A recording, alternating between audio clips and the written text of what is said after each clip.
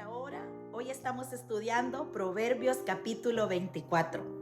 Es uno de esos capítulos que están conocidos como proverbios o dichos de los sabios. Iniciamos desde el capítulo 22 en el verso 17, una compilación de dichos de hombres sabios que fueron recopilados en estos capítulos. Y hoy en este capítulo 24 vamos a aprender acerca de cómo la sabiduría de Dios ayuda al creyente, le guía, le aparta de la envidia y lo ayuda a caminar una vida diligente y una vida perseverante. La idea principal de este Proverbios capítulo 24 es llevarnos a esa vida de sabiduría. Recuerda que vivimos en un mundo donde se admira ese éxito rápido, donde la justicia aparente y la comodidad pareciese que eso es lo que todo mundo está buscando. Pero Proverbios capítulo 24 nos está hablando acerca de esa sabiduría que no se mide inmediatamente, sino hasta el final. Que el justo puede caer, pero que no va a permanecer caído. Así que hoy en estos 34 versículos que nos está regalando Proverbios capítulo 24, tenemos un bosquejo dividido en 13 partes. Así que hoy vamos a comenzar. En el verso 1 y en el verso 2 encontramos la primera parte de este bosquejo, acerca de no envidiar al impío. No tengas envidia de los hombres malos. Esa es la idea central de estos primeros dos versículos, que nos habla de cómo la envidia nace cuando se pierde la perspectiva espiritual. Cuando perdemos el enfoque en Dios, perdemos nuestro enfoque en nuestra comunión con el Señor, el corazón comienza a generar un montón de situaciones o emociones que se pueden convertir en pecado. Y una de ellas es la envidia. Cuando perdemos nuestro enfoque en el Señor, esa relación personal con el Señor, empezamos entonces a que nuestro corazón empieza a envidiar. Y ese corazón tan vacío empieza a llenarse de violencia, aunque muchas veces empieza por apariencia. Es que el camino del impío puede parecer atractivo, pero al final su raíz es destrucción. Hay cosas que parecen que son bonitas y que tú quisieras obtenerlas porque otros lo tienen, pero tenemos que tener cuidado. Porque cuando nos enfocamos en lo que otros están haciendo y dejamos el camino de la sabiduría, esa perspectiva espiritual, esa entrega con el Señor, nos desenfocamos. Recuerda lo que la palabra del Señor dice: mas buscad primeramente el reino de Dios y su justicia, y las demás cosas os serán añadidas. El reino de Dios, el camino de Dios debe de ser prioridad en nuestra vida todos los días. Cada mañana, cada tarde, cada noche. Nuestra vida debe estar basada en el Señor. Y lo demás vendrá por añadidura. Pero cuando nosotros nos enfocamos en lo que otras personas están haciendo y nos desenfocamos del Señor, claro que ese corazón vacío va a quererse llenar. Llenarse muchas veces de los anhelos, de los sueños y de lo que otros están haciendo. Por eso debemos de tener mucho cuidado. ¿Qué es lo que estamos viendo? ¿De qué nos estamos alimentando? ¿Y a dónde nosotros estamos enfocados? En la segunda parte de este bosquejo encontramos a la sabiduría como una edificadora de la vida y del hogar. Es interesante cómo a lo largo del estudio de estos proverbios hemos encontrado que la sabiduría va de la mano con un buen hogar, siendo una buena esposa, siendo un buen esposo, siendo buenos padres. Es que tú no puedes decir que eres sabio cuando realmente tienes un desorden en tu familia. Fíjate lo que está diciendo en el verso 3 al verso 4. Con sabiduría se edifica la casa. Cuando hablamos de casa no estamos hablando de la estructura física de paredes o de techo. Cuando la palabra del Señor está hablando de casa, está hablando de vida, familia y legado. Así que la sabiduría precede a la estabilidad. No es solo tomar una pareja para hacerse de una familia, sino tomar sabiduría para poder poner buenos cimientos a ese hogar y a esa familia. Nada firme se construye si no es con la sabiduría del Señor. Así que es tiempo de invertir más en la sabiduría del Señor que en las cosas materiales. Porque lo material va a venir rápido, pero primero que nada lo que necesitamos es tener esa sabiduría del Señor. La sabiduría supera la fuerza. En el verso 5 y en el verso 6 dice, porque con ingenio se hará la guerra. La guerra representa esas decisiones difíciles que nosotros muchas veces tenemos que tomar, pero el consejo nos protege del fracaso. Cuando viene el consejo a nuestra vida, nosotros podemos apartarnos muchas veces de las malas decisiones que queremos tomar.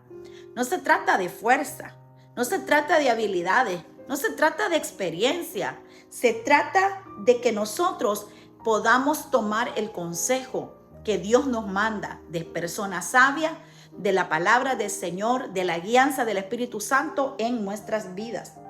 Es que la sabiduría es capaz de ganar cualquier batalla que la fuerza no pueda ganar. Y aquí es donde nosotros necesitamos buscar ese consejo piadoso para poder ser guiados y equivocarnos menos. En la cuarta parte de este bosquejo, del verso 7 al verso 9 de Proverbios 24, dice que el necio se autoexcluye. Alta está para el insensato la sabiduría. Es que hay personas que solo se hacen a un lado. La puerta era un lugar de autoridad y de decisiones, pero el necio pierde influencia por su falta de carácter. La necedad cierra puertas que la sabiduría abre. Cuando hablamos, cuando actuamos, no se nota la necedad o la sabiduría que nosotros tenemos. Así que nosotros tenemos que pedir ese discernimiento y esa humildad al Señor para que las puertas no se nos cierren, sino que las puertas se nos abran. Quizás tú te estás preguntando por qué nada me sale bien, por qué lo que hago estoy fracasando. Te está haciendo falta sabiduría, te está haciendo falta el consejo, te falta humildad, te falta prudencia, te falta esa cordura. Primero sabiduría, y tú verás cómo con esa sabiduría las puertas se te van a empezar a abrir. En la quinta parte de este bosquejo, en el verso 10, nos habla que la prueba revela la fuerza interior. Si fueres flojo en el día del trabajo, comienza diciendo este texto, hablando acerca de que en el día malo se revela lo que está dentro de nosotros. Cuando viene la alegría, la abundancia, todo está bien. Pero cuando viene la escasez, la necesidad, el problema, la angustia, sale lo que está en nuestro corazón. Es que en los días difíciles, en los días de angustia, en los días de adversidad, sale eso que está allí adentro de nosotros. Por eso dice, en el día malo, si fueres flojo, en el día que te toque trabajar, en el día que sea malo. Es que las pruebas no crean debilidad, solamente revelan lo que ya está dentro de nosotros. Así que no te rindas en medio de cualquier dificultad, porque recuerda que Dios fortalece principalmente al perseverante. No te rindas, no estés tirando la toalla, sino que levántate, esfuérzate, porque aún en el día malo el Señor te sostendrá. En el verso 11 al verso 12 habla acerca de la responsabilidad de defender al inocente. Libra a los que son llevados a la muerte. Dios condena la indiferencia. Hay gente que está pasando problemas. No te hagas el ciego. Hay que ayudar. Ayuda al necesitado. Ayuda al que está pasando problemas. Sé una mano amiga. Da palabras de esperanza. Predica la palabra de Dios. Y si está en tus posibilidades ayudar financieramente a alguien, hazlo. Pero no te hagas el indiferente. Porque Dios desea que nosotros al necesitado le echemos la mano. Porque un día quizás nosotros estuvimos igual y alguien Dios usó para ayudarnos. Quizás tú pasaste un momento que hoy quizás ya se te olvidó porque estás bendecido, porque estás en abundancia. Y quizás tú dices, no, pues cada quien que se arregle como puede. Pero el Señor no quiere que tú te hagas ciego. Lo que el Señor quiere es que saquemos de nuestro corazón ese fruto, esa misericordia, esa bondad que es lo que el Señor quiere que nosotros mostremos en su carácter. Dios condena esa indiferencia. Dios pesa los corazones y no hay excusas válidas. No hay excusas de que esa persona no se lo merece, porque muchas veces queremos hacer misericordia con los que están cerca, con los que nos agradan, con los que no nos han ofendido. Pero es que a la hora de hacer misericordia no se debe de tener acepción de persona, porque Dios no tiene acepción de persona. La Biblia dice que Él hace salir el sol sobre buenos y sobre malos. Hace caer su lluvia sobre buenos y sobre malos. O sea, Dios nos está bendiciendo a todos. Dios no tiene acepción de personas. ¿Por qué tú y yo vamos a tomar el lugar de Dios y vamos a querer decir a este sí, a este no?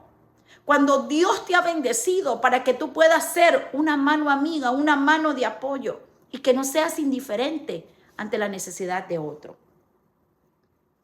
En la séptima parte de este bosquejo nos habla cómo la sabiduría produce esperanza, del verso 13 al verso 14.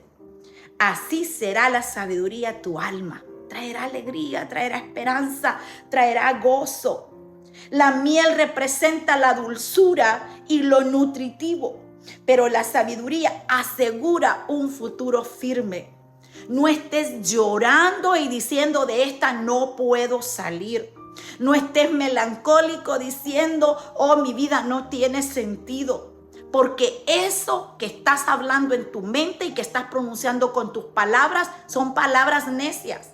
Tú necesitas de Dios tener un encuentro con el Señor, conocer lo que la Biblia dice. El principio de la sabiduría es el temor del Señor, porque cuando la sabiduría entrar en tu corazón, entonces va a venir esa esperanza, esa alegría, esa miel que va a endulzar tu vida, esa cosmovisión de vida va a cambiar, esa melancolía que tú tienes, esa depresión, esa angustia, eso que tú todo el tiempo ves las cosas negativas pensando que no vas a salir hacia adelante y va día tras día, mes tras mes, año tras año, llenándote de toda esa oscuridad y de toda esa mentira que el enemigo te ha dado. Necesitas sacudirte y decir, basta ya de la necedad que hay en mi mente. Basta ya de la necedad que hay en mi corazón. Yo necesito buscar de Dios porque en Él hay esperanza, porque en Él hay gozo, porque en Él hay paz. La sabiduría asegura el futuro de nuestra vida, un futuro firme, porque estamos agarrados del Todopoderoso, porque podemos pasar muchas adversidades difíciles, pero sabemos que Dios está con nosotros, que Él nos sostiene con su mano poderosa. La sabiduría alimenta el alma, recuerda, y nos sostiene en esperanza. En la parte número 8 de este bosquejo, del verso 15 al verso 16, encontramos que el justo cae, pero se levanta. 7 veces cae el justo, pero el Señor lo levanta. 7 veces habla sobre repetición, no perfección. La diferencia no está en caer, sino en levantarse.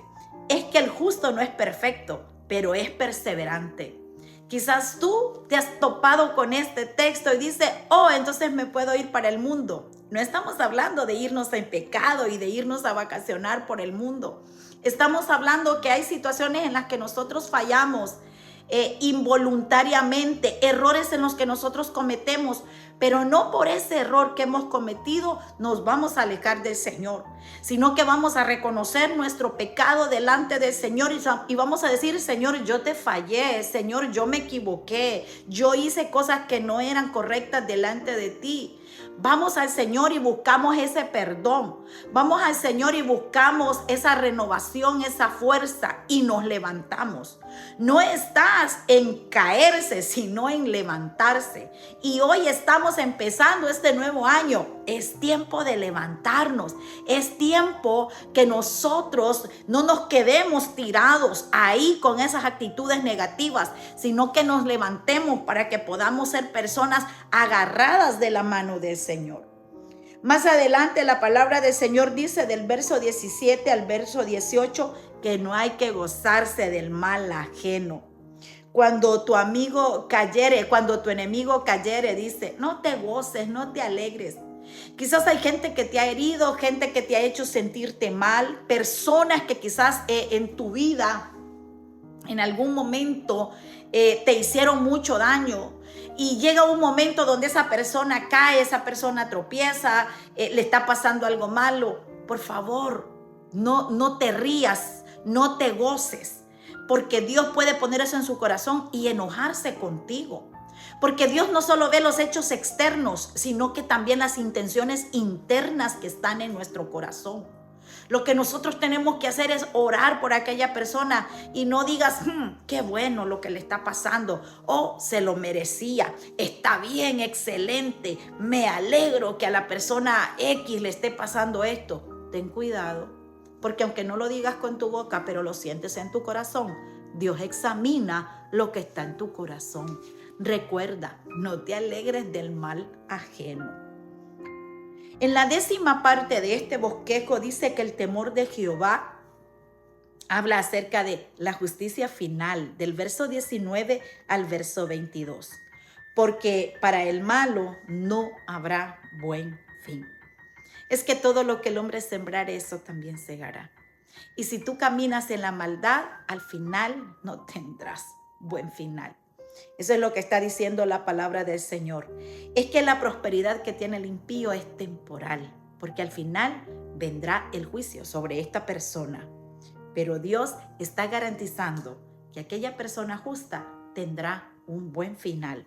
¿Por qué? Porque ha caminado en rectitud delante del Señor. El temor de Jehová nos asegura ese futuro.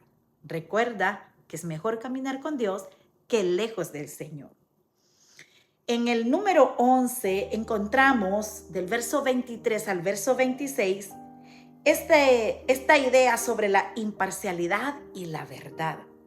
Hacer acepción de personas no es bueno.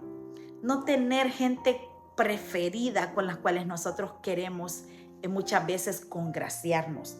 Debemos de tener mucho cuidado porque la injusticia es algo que ha corrompido a nuestra sociedad. Gente que está haciendo acepción de personas, estos sí, estos no. Así que recuerda que la verdad siempre va a traer bendición y ten cuidado en tu corazón con ver a unos más o a otros menos. Ten cuidado porque aunque tú parezcas muy santo, pero estás sintiendo eso en tu corazón, eso es pecado delante del Señor. Así que no vamos a hacer acepción de personas. Además, en la parte número 12 de este bosquejo, habla sobre el orden, la planificación y el autocontrol.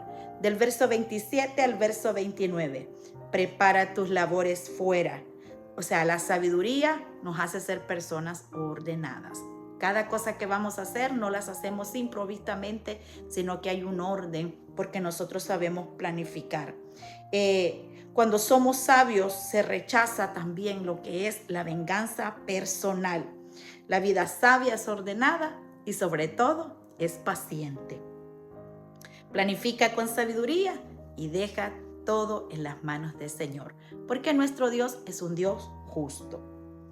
En el último punto, el punto número 13 del verso 30 al verso 34, hace una advertencia final contra lo que es la pereza. Parece que los sabios nos quieren seguir recordando que la pereza no es buena. Y muchas veces de estas cosas casi no se hablan. Pero realmente Proverbios lo remarca una y otra vez y hoy lo seguimos escuchando. Así que pasé junto al campo, dice, del hombre perezoso, vio cómo estaba su casa, cómo estaba toda llena estaba sucio, los linderos no estaban bien. Porque ese hombre solo no hace nada, es un hombre perezoso. Es que la ruina llega gradualmente. La negligencia produce pobreza. Es que muchas veces la gente, si algo se les arruina en la casa, deja que se le arruine y luego, ¿verdad? Se arruina otra cosa y después otra cosa. Y cuando menos se acuerda, eso en lugar de ir mejorando, se va desgastando más. Y cuando menos se acuerda, muchas cosas en tu casa están arruinadas. Lo que está refiriéndose este pasaje es acerca de lo que está en el corazón, que es la pereza. Que la gente se acostumbra a vivir mal. La gente se acostumbra a ese estilo de vida. Que no aplicarlo en cuanto a la limpieza del hogar. Muchas mujeres se han acostumbrado a vivir en una casa sucia porque siempre está sucia y entonces se acostumbraron a vivir en ese estilo de vida. Pero realmente lo que está mostrando es La pereza que está en el corazón. Y esos ejemplos se pueden aplicar en el trabajo, se puede aplicar en la casa, ¿verdad? En la limpieza, en el aseo personal, en cada área de nuestra vida. Muchas veces todo lo que está reflejando es la pereza que está llenando nuestro corazón.